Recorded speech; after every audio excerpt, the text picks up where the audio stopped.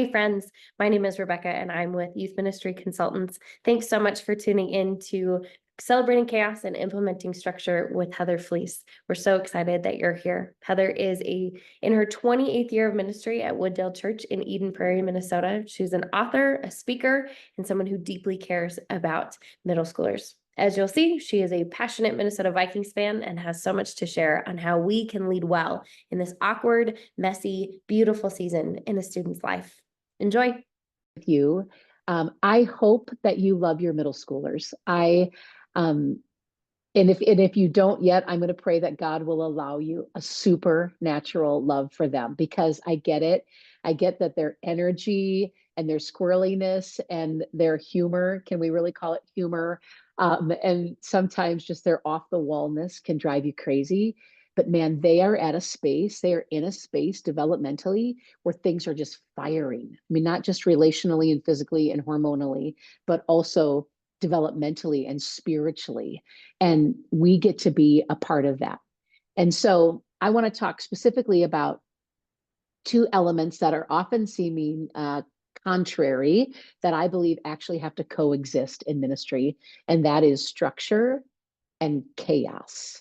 So for fun in the chat, let's start by brainstorming what are the benefits of chaos in ministry. So when you walk into a room, or if you're driving a van, or you walk into a cabin and there is chaos, what are some benefits of that? So in the chat, could you put some of those benefits? And I would just love to see them. I've got a list, of course, but I'd love to hear what you have to say. What are the benefits of chaos? Authentic relationships. Yeah, right. That's real life, my friends. For those of you who have families and try to take Christmas photos, right? And you get like the one where everyone's looking at the camera. My favorite Christmas cards are the ones where my friends put the photos leading up to the one that they would have posted. And like, kids are crying and like punching each other, right? Authentic relationships. Yep. There's never a dull moment. The energy, it creates energy for sure. Chaos can create shared memories. Do you remember? Yeah, right. Do you remember when that bus broke down? Or do you remember when we set off the fire alarm, right? Kids will talk about that and love that and remember that. Flexibility to follow the leading of the Holy Spirit. Patty, way to get spiritual. But you're right. If we are so into our structure and our schedule, we often miss what can seem like chaos, but is actually a movement of the Holy Spirit. Yep, I agree with all of those. I would add that chaos is attractive to most students. So most students who are in this season of life, they love kind of that thrill. They love that adrenaline, right? That's why they drink Monster. That's why they love sugar rushes. They love kind of that feeling, and they will engage with you and they will go with it. This season of life, there's a willingness to try anything, right? So how many of you like have middle schoolers and you're about to ask for a volunteer and you've not even like slightly described what you need yet? And they're all like, they're willing to do anything. And so, one of my favorite things that we do about once every 3 years so it doesn't lose its luster is the blender game. So I have a couple of my leaders bring blenders from home, and I have one called the Ninja that I bring from home. And then I go to Taco Bell and McDonald's and I buy Happy Meals or value meals, including the salsa and the ketchup and the drink. And then we pour them on stage, of course, dramatically on a little table into the blender, and then we blend it, and we have little Dixie cups. And I mean, their hands are raised literally as the first burger goes into the blender that they want to drink it. And then I actually ask the custodians to bring in bigger garbage cans to put at the end of the table in case kids vomit. But like, they're willing to try anything, and that's a beautiful thing. It creates momentum. That energy that we talked about can create momentum that gets kids excited maybe to come back the next Wednesday, or gets excited for the next retreat because of how much fun they had the last time. I think it's unique compared to the boring parts of the church. right? I mean, church can have a bad rap that it's boring and you have to be quiet and it's somber. I just think it gives us a better reputation. And then I just put down celebrating where they are in life. Like their life is chaotic. What is going on in their bodies, you guys, is just nuts. And from any given moment, they don't know what's going on. And so it's almost like we're embracing that. So there are benefits. And for those of you on this call who are J on the Myers-Briggs, or you are type A people, like you probably didn't even put anything in the chat because you're like, I just can't acknowledge that that's actually a benefit. But there are benefits. And clearly, there are benefits to structure. So what would you say those are, especially my J folks? What are the benefits of structure? One of my favorite things is that your planned activities actually happen. How often have you put so much time and effort into getting certain like items for a game, or working with somebody with their testimony, or working on your talk so hard, and then chaos just happens all over and time gets away from you and those things don't even happen? Right? So I love that planned activities actually happen. Leaders can prepare ahead of time. Absolutely. One of mine that I have down is leaders are shepherds and not chaperones. Okay, if you're writing stuff down, friends, you need to write that down. Leaders have the chance to be shepherds and not just chaperones. If you're a chaperone, it's about containment and it's about don't let them die, right? But if you're a shepherd, you know kids' names, you have opportunities to have good conversation, shared experiences. You will retain your leaders, friends, especially those who need structure, if you can manage to balance structure within your ministry. Reliability. Yep, I have down that kids know what to expect. And as much as our kids think they don't like structure, they actually long for it and they need it. And not just kids who miss that at home, but I would say every kind of kid. Structure allows for discussion and the aha moments. Yep. If there are boundaries and kids know what's expected of them, let's say during a teaching time or during a small group time, then those moments can actually happen. Yep, students find safety, thank you, Megan, in knowing what to expect. And then they're willing to invite their friends into that space. Yeah. A couple of the other things I said, you have happy parents, right? If you say you're going to get back at 5 o'clock and you come rolling in at 2 minutes to 5, woo! You've got parents that are happy because they can actually move on with their day and plan accordingly. The sanity of a leader, it just makes things better if you know what's coming and you can plan for it. Good relationship with vendors. Okay, and by that I mean custodians, restaurants, the place where you rent the vans, your neighbors, hotels that you stay in, the camps that you go to. One of my favorite things is when we leave a McDonald's and the manager goes, wow, that lobby is cleaner than it was when you guys came in. Or they're like, wow, your kids were so good. I'm like, woo. And I always tell them when I get back out to the vehicle of how proud I am of them, because that's just not normal. And they say, come back any time. Having structure allows me to be able to be flexible when the Holy Spirit is moving, because I don't have to work from nothing. Awesome. Okay. Goodness, what kind of budget do you have? Is that in reference to the blender? I don't know which one that one's a reference to, but you can let me know. And then the last thing I thought of as a structure benefit is appreciation and respect from the church body and leadership. I mean, if you're always having to beg for forgiveness from your leadership or apologize to your custodians, or like you have to feel like you have to bring them baked home goods because, you know, once again, you broke something, that's just not a way to live. I like it when I have respect from the church body and leadership. Okay, so there are benefits to both. And here's the cool part.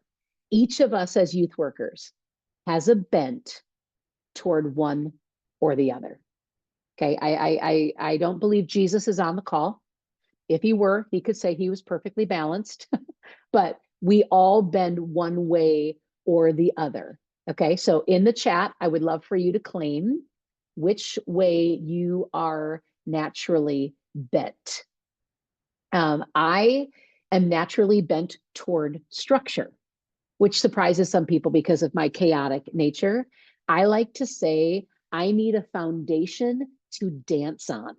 Okay. So like if I love to be the crazy youth worker with kids and be funny and start the game and start the chant and start singing Christmas music in the middle of July. But if let's say if I'm in a bus with a group of kids and I don't know that McDonald's knows that we're coming when we stop to eat, or I don't know what time the GPS is saying that we're going to get there, I can't do that. Like I need a structure and a foundation to dance on. Okay, let's see. We've got a lot of structure. Look at all you structure people, which is probably why you're on this call today. Bless you.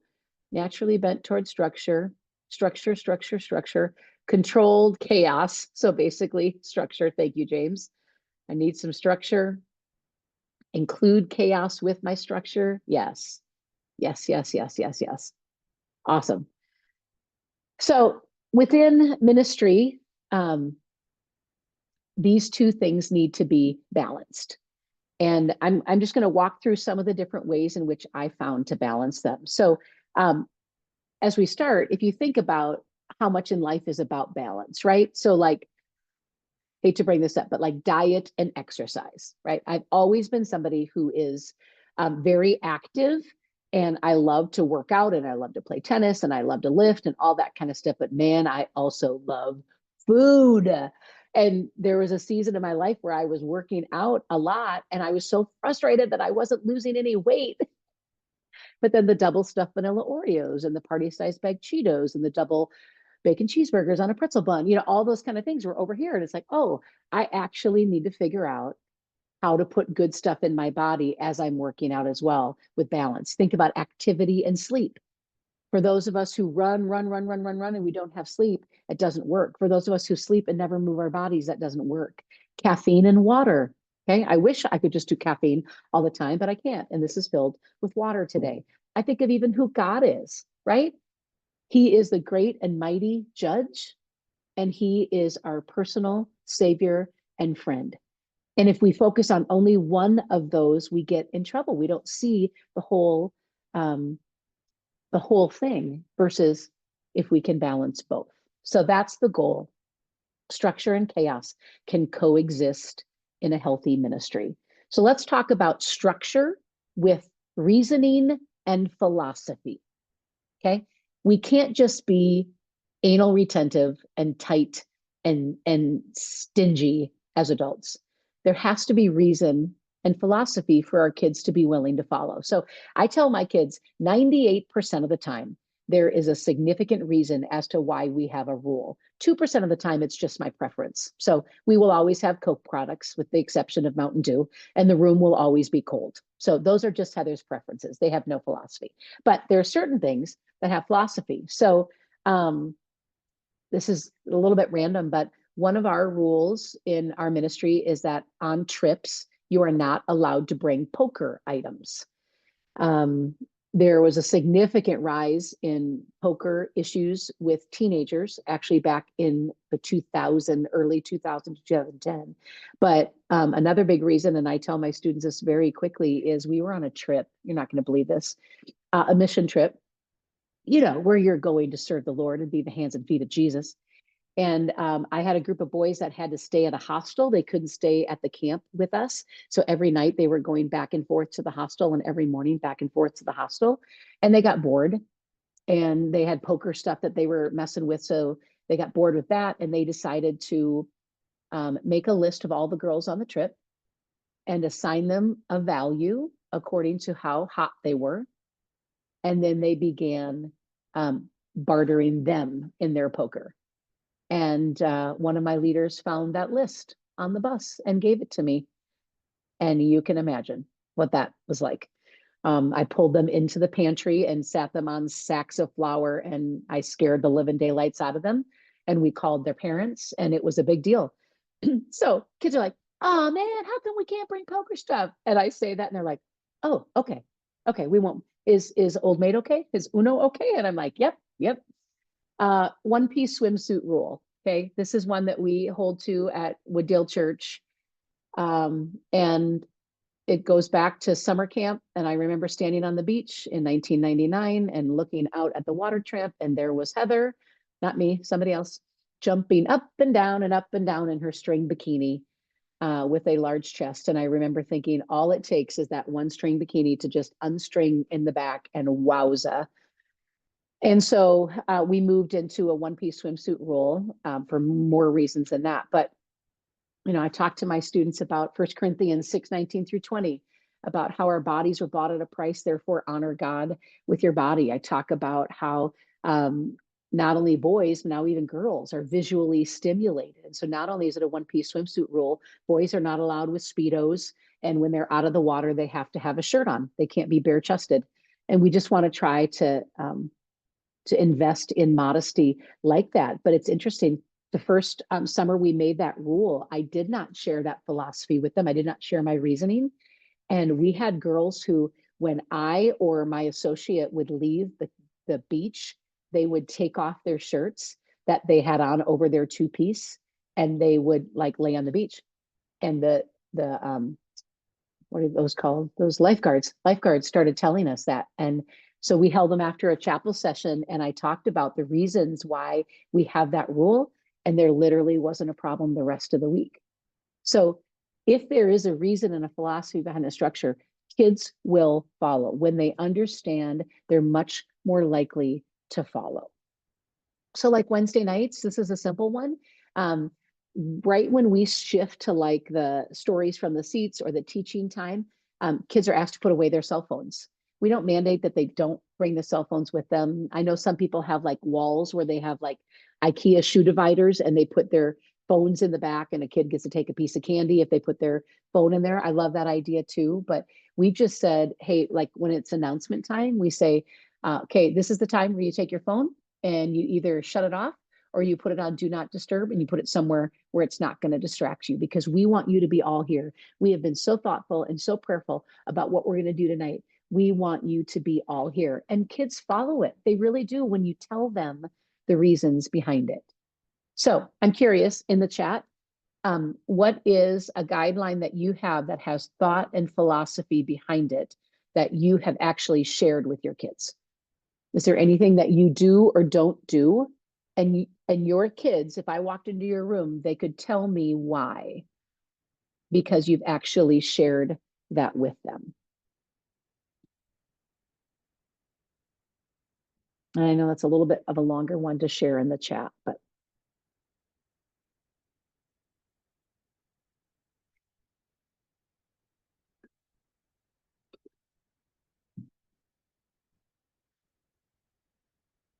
Oh yeah, no dating behavior in the group.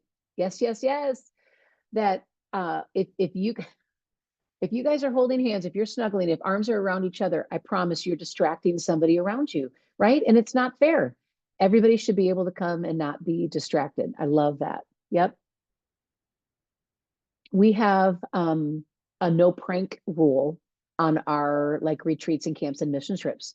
And we just say, listen, we don't want you focused on one-upping somebody the rest of the week. We want you focused on Jesus. And we don't want you talking about the greatest prank as you go home in the van. We want you talking about what God did. Being respectful of others because they are created and loved by God. Yes, just like you are. Everyone is created in the image of God, and that demands and deserves respect and love and kindness. Doesn't mean you have to be their best friend, right? But it means that you respect them and are kind. I love that. They have to stay seated during teaching because it's challenging for the teacher. Yes. Is that Tana or Tana? Tana? Yeah, oh my word. Okay, I have a thing. I've never been tested for ADHD, but I'm pretty sure I've got some tendencies and I'm not medicated. And so when my kids start crinkling water bottles, like I literally, so my kids could tell you, no crinkling water bottles. Don't crinkle water bottles when Heather is teaching. Because yes, the teacher is not only have they prepared, but we want you to be able to receive as much as you can. Yeah, we also don't allow kids to get up and leave the room. We say manage your bladder before you come in the room. But once those doors shut, you're here because when you get up, it's distracting to the teacher and it's distracting to other people. Love it. Okay. Sweet. So one thing that I think is important is to be clear with parents about how you are working to balance chaos and structure, right? Because how many of us have had parents who are like, oh, well, Johnny just doesn't really feel like youth group is fun because he says that when he comes, you make them put their phones away or you make them be quiet or whatever the structure piece is, right? She needs to understand the chaotic part of night that was there as well. Or what about the parent that comes walking in during one of the chaos pieces and they're like, oh, this is my child deals with all the time. So whenever I have the chance to highlight that balance in an email, in a newsletter, in a parent meeting, we do these celebrations for 2 of our trips. When we come back, we have the parents come into a room and we talk about what we did and we show a quick slideshow and have some testimonies. I try to balance what it is that we did so that they can see that we're truly working on that. Because guess what? Your kids are moved toward structure and chaos, and so are your parents. So they're going to be looking for whatever it is that they are more bent toward. Okay. We practice both invisible and visible structure. And I think they're both important. So invisible structure is, my guess is my kids don't know that Dylan was assigned to be the carpet ball referee last Wednesday night.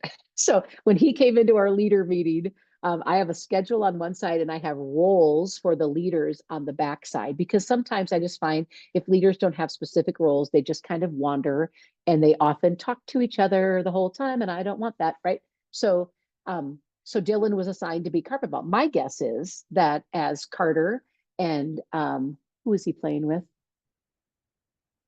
Brady, Carter and Brady were playing carpet ball, that they had no idea that Dylan was supposed to be standing there. They just thought Dylan walked over there. But Dylan is there on purpose, but that's invisible structure. But then there's structure like on Sunday mornings, we actually sit at round tables and I have a leader that's there and then kids that sit around that table, and that leader is there to facilitate and structure the conversation, and kids know that. They know that that leader is in that role. So that's visible structure. I think it's important to have both, and especially to keep your leaders happy, that invisible structure is important. All right, chaos with boundaries. If you're going to have it, friends, you've got to have some boundaries, because without boundaries, what happens? Injuries happen, things are out of control, you break things, and patterns begin, right? Oh, this is what we always do. We always stay out late on Friday night at the retreat or whatever it is. You can't allow for those negative patterns to start happening. So before any chaotic event or any chaotic portion of our program, we sit the kids down and we help them understand. So one of the things you're going to hear me talk about when I talk about different program ideas that kind of balance both is we do a massive water balloon fight.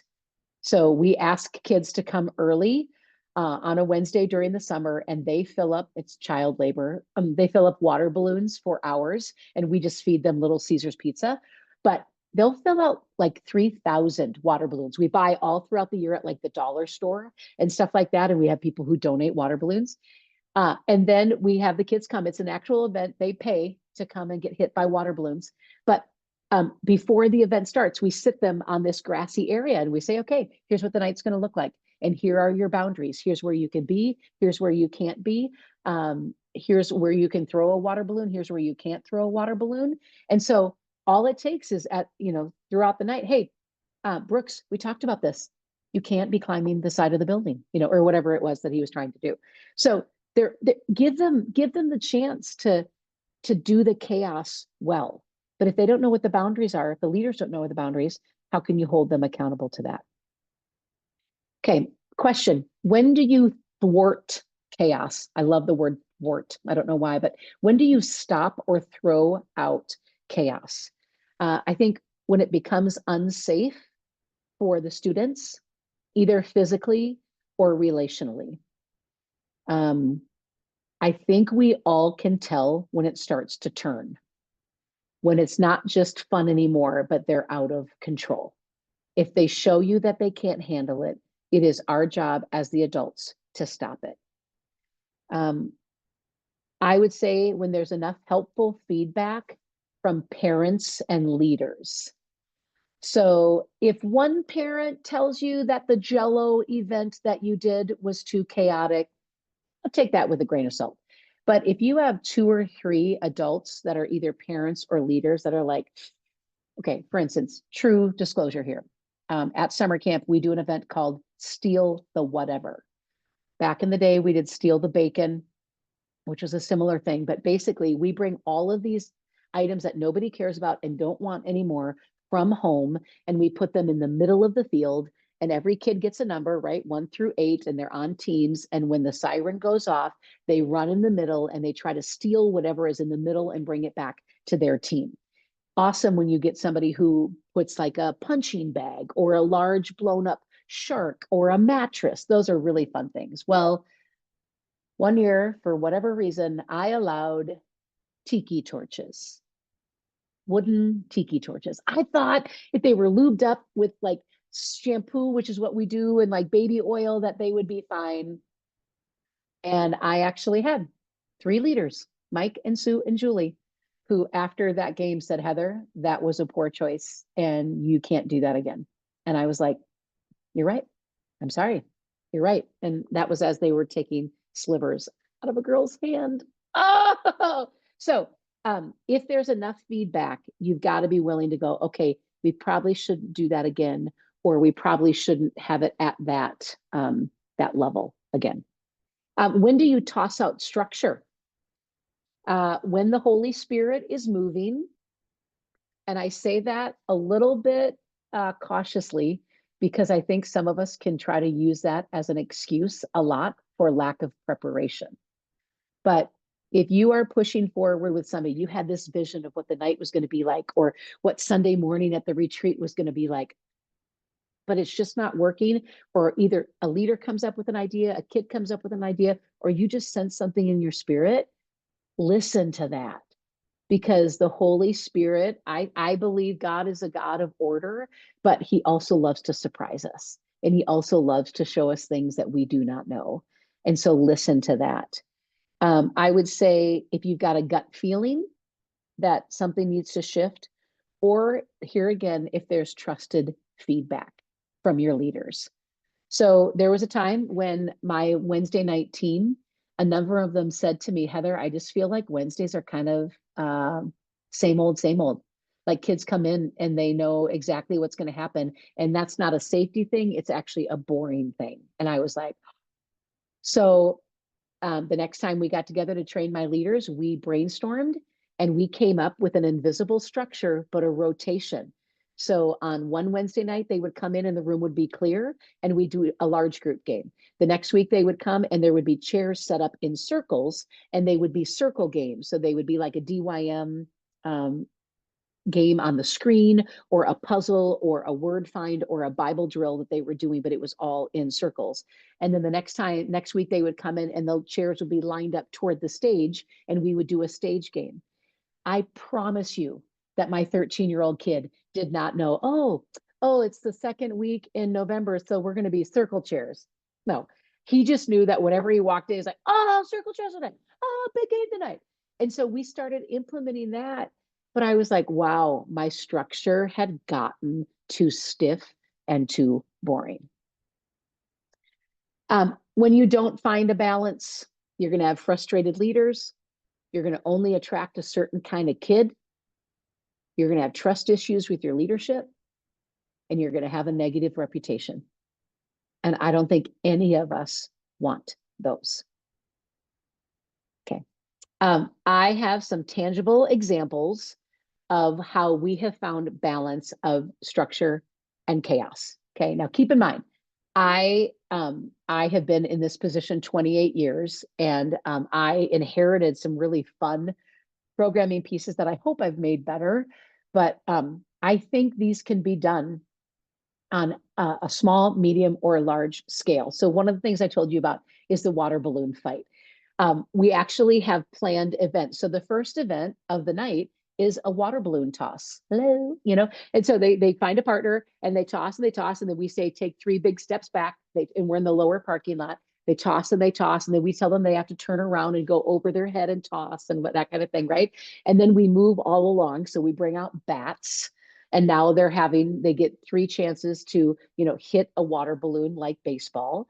And then we bring out the slingshots that you can get online that I've had in my storage room for like 12 years.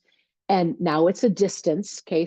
So grades are doing by distance, and there are leaders out in the parking lot waiting to get hit. And then we bring moving targets. So we bring somebody on a bike.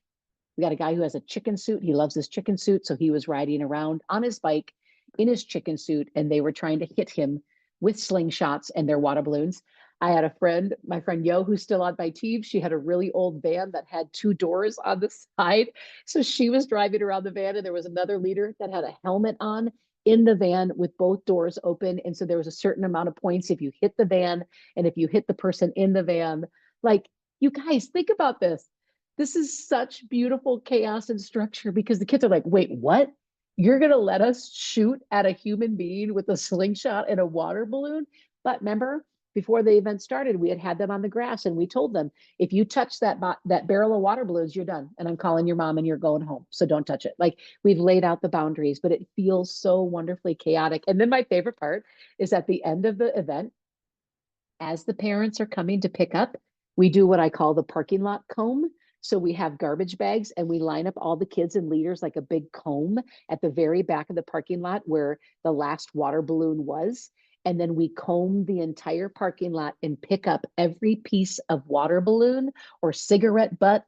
That wasn't from us, but anything. And we clean that entire parking lot, putting it all in the garbage bags as we move along, so that the custodians are happy, so that the geese don't die, and so that parents are like, oh, wow, look at that. She's having them clean up after themselves. Like, it's amazing. And it's such a relatively easy event. And in the summer in Minnesota, it's so awesome. Okay.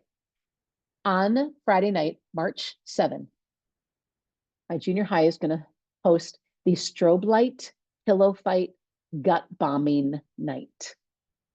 Let me say it again. Strobe Light Pillow Fight Gut Bombing Night.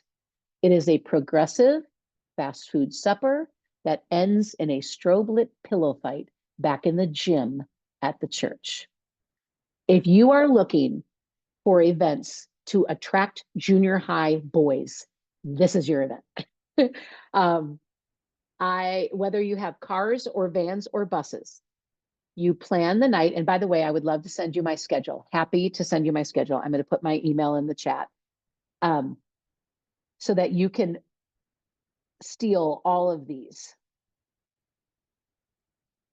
I call Taco Bell. Actually, I go into Taco Bell. I'm a visual person. I like to be able to like say hello. I go during a non-lunch or supper time. Don't you ever go in at 12 noon and ask to talk with the manager. Shame on you. No, you go at like 2:30. And I say, hey, I'd like to bring a group of kids in 2 weeks, and I'd love it if you could give me a deal on nachos and cheese. We won't even stay in your lobby. We'll come in and pick them up, and we'll be in the parking lot, and we'll be gone within 15 minutes. You won't even know we're here. And they're like, okay. So we do nachos and cheese at Taco Bell typically, and then we go to Burger King for a 32-ounce beverage. And then I take them to White Castle for the main course for sliders, because they slide right in and they slide right out.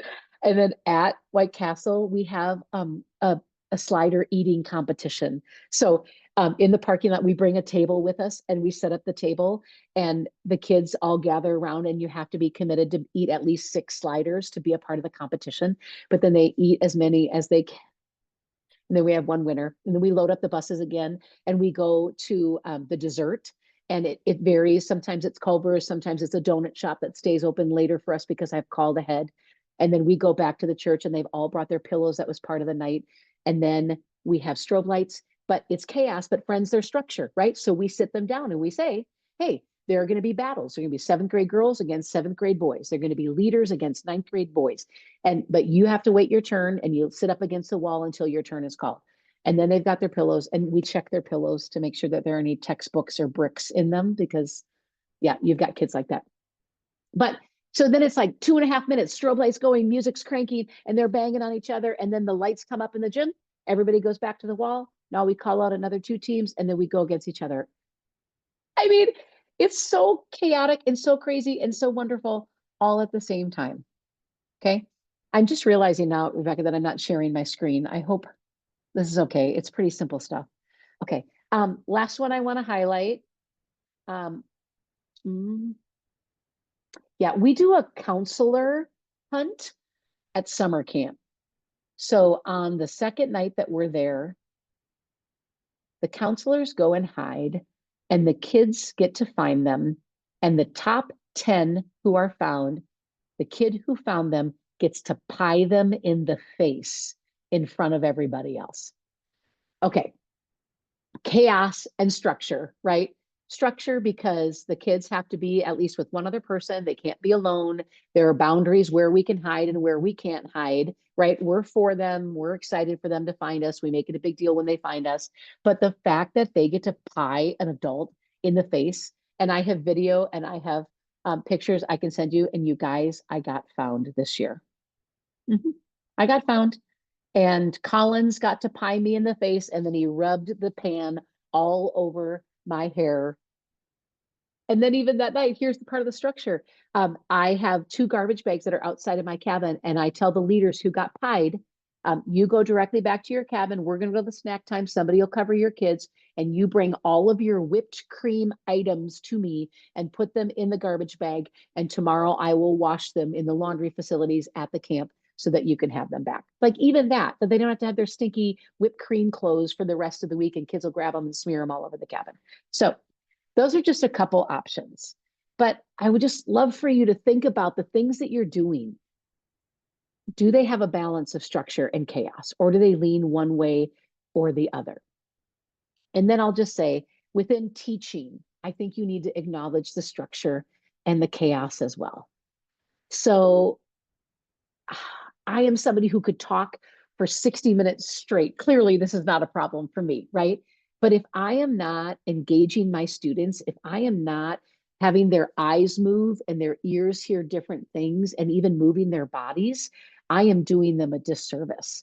So if you came to hear me teach on a Wednesday night, I teach for 40 minutes. We have an hour-and-a-half program.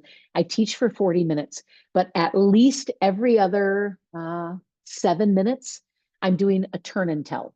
So I provide a question and then I say, okay, turn to somebody next to you and tell them, when is a time you were naughty when you were little? I just shared mine. When were you naughty? And then the room erupts because they love to talk about themselves and they're talking. Sometimes I take feedback from them, but other times I just leave it at a share time. I love to pull kids up in the front of the room with me. So I do this teaching where I talk about how much sin weighs on us.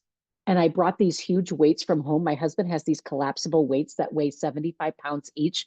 And I brought up one of the biggest boys in the room and I put this 275-pound weights on his shoulders. And he was standing in front of the group. And then as I kept talking about the weight of sin, I just had him stand there and I kept talking like around him. Pretty soon he literally started sweating and his shoulders started shaking. And this is a big guy. Do you think the kids were paying attention? Absolutely, they were. Now, I could have talked about the weight of sin, but having him up there was so much more powerful. If ever you could have a takeaway, something that you taught on. So one time I taught on comparison and how we measure ourselves against other people. I went and found online super, super cheap rulers, like plastic rulers. I think they ended up being like 35 cents each. And we put, I think it was comparison does not equal satisfaction. I had leaders who wrote that on the back of the rulers. And then when the kids left that night, we gave them a ruler to remember the teaching about measuring yourself up against somebody else never satisfies you. So just ideas like that. But there are times where if I'm going to Tyler, you'll understand this. Marco taught me this, that if you're going to pass out papers, I don't pass out papers, I throw papers. So if I got a stack of papers and I want everybody to have a piece of paper, I throw the papers like this. And they're like, just make sure whether they're all grabbing for it. Same thing with candy. Sometimes I just throw candy out. But it's so important to insert a little bit of that chaos into the structure. All right. Some of you might say, Heather, I'm just not chaotic. I just don't have that in me. I'm a mom. I'm I'm a student. I'm whatever. I think you can learn to be. So I want you to find somebody in your ministry who is the opposite of you, somebody who's either structure or somebody who's naturally chaos. And I just want you to watch them. So Trent is one of my guys that's on my team, my volunteer team. He's 22 years old. He's a former student, which is just so dear. But Trent literally brings a string bag to every event that he comes to with me. And in the string bag are multiple Rubik's Cubes, are little binders, because he has long hair and the girls like to put his hair in little like Brady things on the bus ride, or he'll bring those mind kind of games that are those hand games or fidgets. He always has something. And then I just watch him. I watch him sit by different kids and he just works his way through the vehicle, interacting with kids. And it's so wonderfully chaotic. And I'm like, okay, I need to do that. So I started bringing Bible trivia cards, like children's versions, with me in my backpack, and I'll gather kids around and do that. But just find somebody, or if you're not structure, find that structure person in your ministry and go, okay, how can we help this to be more structured so that you're happier? You know, on a Wednesday night, when I hand out that schedule with the roles, you know that Brian throws it away. Actually, he doesn't even throw it away. It ends up on the floor somewhere. He doesn't even have the mind to throw it away. But there are others who have it in their pocket, and I see them taking it out and looking at it all throughout the night. Okay, it's 11:52. I just realized that, Rebecca. Okay, I'm going to stop now, and I'm going to have questions. Yeah. And I love it if you ask. I'd love you to unmute yourselves and ask me.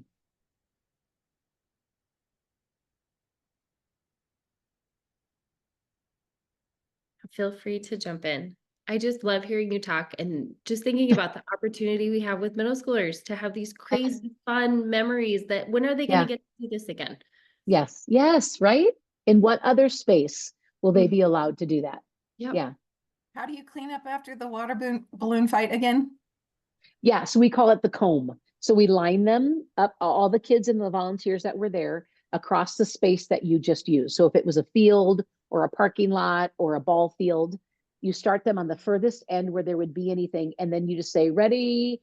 You say, I want your eyes down, and you're constantly picking up. So they just start moving and they're picking up every little thing. And about every 4 or 5 people, there's a little garbage bag. So then they keep of course, they love to like fill their hands the most and say they have the most water balloons that they found, which is fine. That's a great competition. But, and then we just consolidate all the garbage bags together and throw them in the trash. Okay. Yeah. Heather, what tricks do you use when you, in those moments, you throw something out and Yeah. it's chaos and everything like that? How do you get them back? What type Yeah. things do you do to get them back? Yep. So that's a great question. First of all, you have to plan for the time to get them back. Like you can't be like, you guys, come on, pay attention. It's like you just disrupted everything. So I know in my head, it's going to take about 2 minutes, right? And there are times, Tyler, where before they come in, I have put a piece of paper and a golf pencil underneath every chair because I didn't want to take that time. But on a night when you can, I just basically say, hey, everybody needs one sheet. So if you've got 2, give it to somebody next to you, and they do it. They do it. And then if my leaders are doing what I've asked them to do in the leader meeting, by the way, if you don't have a leader meeting, you guys, before your midweek program, I think you got to do it.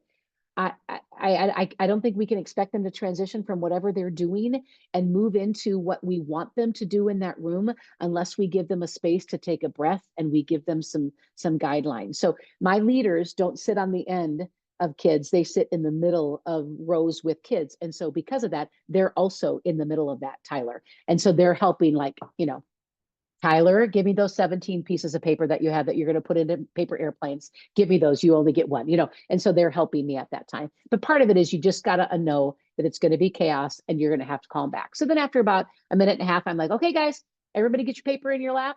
give your attention to Heather. Bring your attention back up to Heather. Okay, look at that. You see that? That's Mac Truck. He's 144 pounds. It's his favorite way to sit on the couch. Okay, great question, Tyler.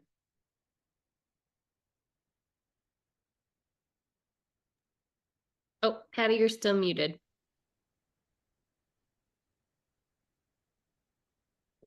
I can't hear you, hon.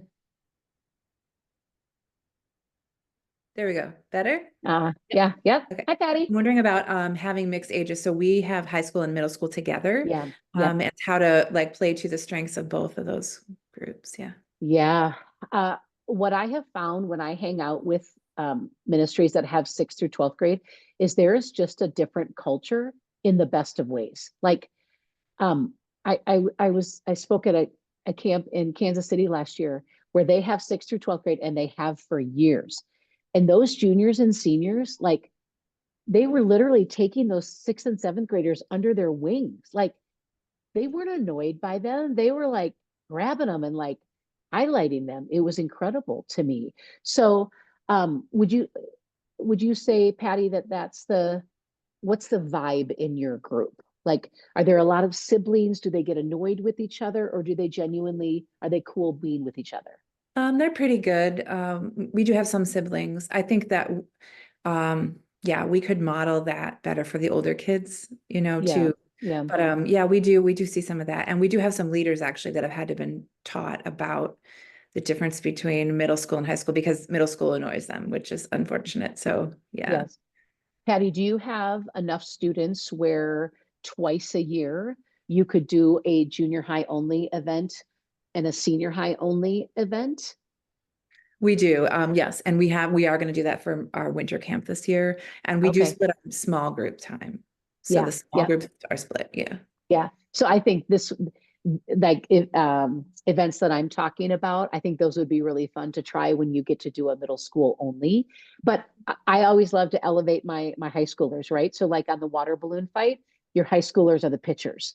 They're Mhm. pitching the water balloons while the other kids are throwing them. And I don't know if it's an insurance issue, but maybe one of the high schoolers could drive their vehicle that the kids are trying to hit with their slingshots.